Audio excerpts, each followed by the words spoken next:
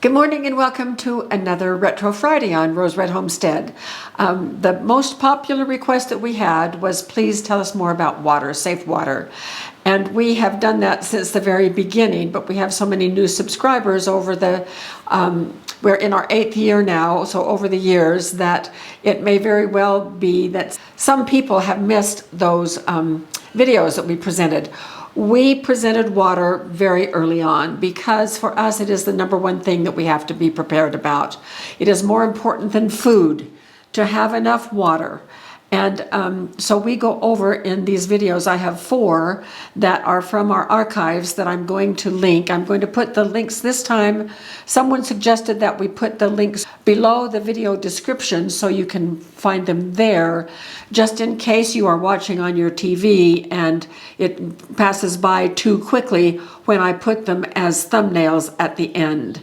And I'm also going to give you the names of them so that you can just do a Rose Red Homestead and then state the name of the video and it will take you right to it if you just have to do it on your own. So safe water is critically important, and in these videos we discuss well, essentially how you get water to store, how you store it, and how you disinfect it if you have to.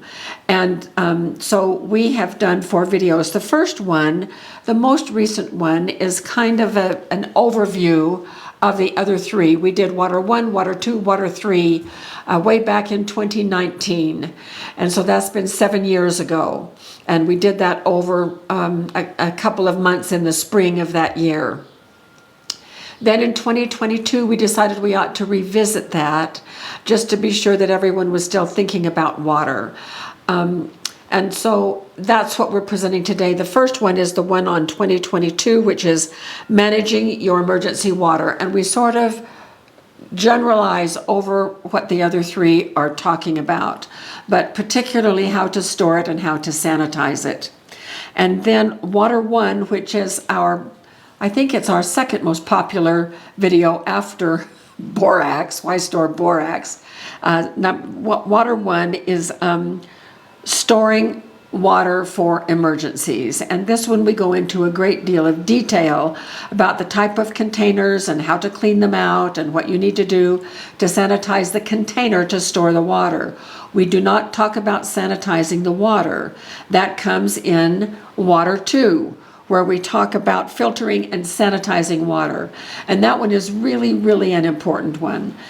Now, in that particular video, we mentioned some products that we liked back then and we used back then, but please know that some of those are outdated, and so before you follow the products that we talk about back then, you're going to want to do your own research to be sure that the updates are included in your research so that you can make an informed choice. One of the things that we cover in that is how to sanitize water using both Clorox, and Clorox is sodium hypochlorite, but then there is another product that is Pool Shock that is calcium hypochlorite. And we go into great detail about this one. Using Clorox to sanitize water is perfectly fine provided the Clorox is 6 months old or younger. Beyond that, too much of the chlorine gas has escaped out of the liquid and it is not as potent as it once was when it was new, and so you don't want to risk sanitizing your drinking water with something that isn't as strong as you think it is. Now, there is a hierarchy of how to sanitize water, with the first one being boiling. And we talk about that in these videos, so I'm not going to reiterate that here. But you want to know what the hierarchy is. For us, we have rejected boiling because gathering the fuel and having everything all ready to do that is less likely than having these things stored, these chemicals stored, so that we can simply use the chemicals. Now, this other one is approved by the EPA. This is sodium hypochlorite. This is calcium hypochlorite. It is a powder. It stores indefinitely. It is more commonly known as Pool Shock. There are some caveats with this that you absolutely must follow. You cannot just go into the store and buy any old Pool Shock. It was, the brand that we used was TKO, Ultima TKO. This has changed color because the bag has burst and there's been a little bit of gas emitted from this powder. We've had this for 8 years, and so it's changed the color here, but this one is no longer available. I spent a good deal of time this morning looking through Amazon to see if I could find the right type. Now, the information about what you need is in the videos, but I need to reiterate that here. For the calcium hypochlorite, the EPA says it has to be the only active ingredient in the product that you buy. The others are inert and won't affect anything. You do not want to purchase anything that has, because it is also used as a swimming pool shock to get it back in healthy condition. Sometimes they will put algae killers and other chemicals, water clarifiers, and this, that, and the other. Do not buy anything that has any other active ingredient other than calcium hypochlorite. And according to the EPA, the low end of the percentage has to be 68. It can be higher. This is 73. I looked and looked and looked on Amazon. Everything else was contaminated with other types of chemicals, or it was only 56% calcium hypochlorite. I finally found one, and it is Aquatic. And this is the same as the TKO that we have. It is, actually this is 73%. This meets the EPA minimum of 68%. I am going to put the link to this product below this video, and it will replace any of the other links that I gave to the other one because this one is no longer on the market.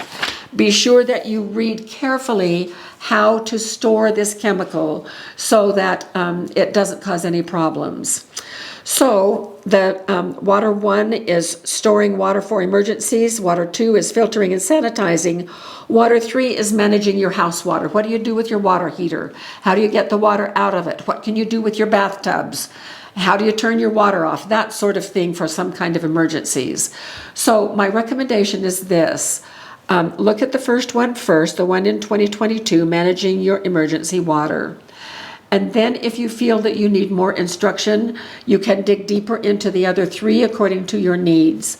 Now, one more thing, we published, maybe 3 years ago or 4 years ago, this little book that is called Safe Water that has everything, all of the information in it, including correct recipes for using this powder.